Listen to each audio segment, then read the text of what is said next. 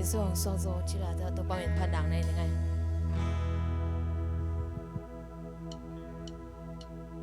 ngài un tập ba khát hong xoạc zo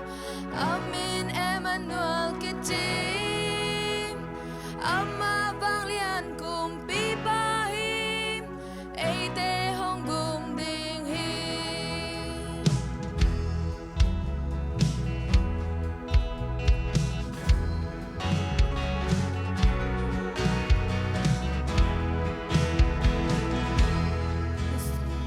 tu sa nên ai a tin in nào nghe khát hong xoạc hin bong an nhạc na quang sung ki siang an niam pen na mun am ngayun tapa khat hong suak so Amin Emmanuel kichi amma vang lian kum pi ba hi ai te hong gum ding hi niswa na lampan mi pil thum te in kham le bang nam tui to biao vana sang bel na pasyan min thang hen van mi ten pa toi u ngayun ta pa khat hong suak so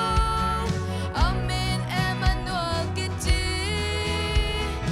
amma vang lian kum pi ba hi ai te hong gum ding hi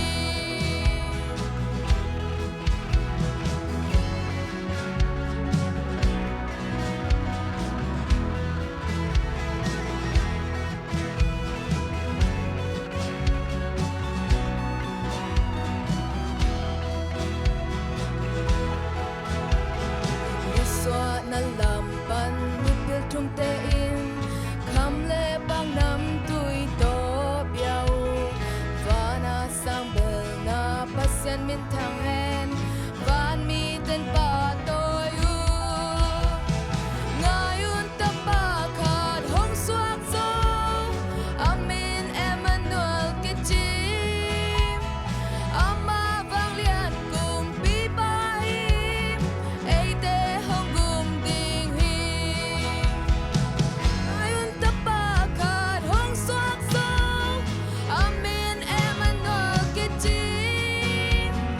amma vang lian kum pi ba hi ai te hong gum ding hi la la la la la la la la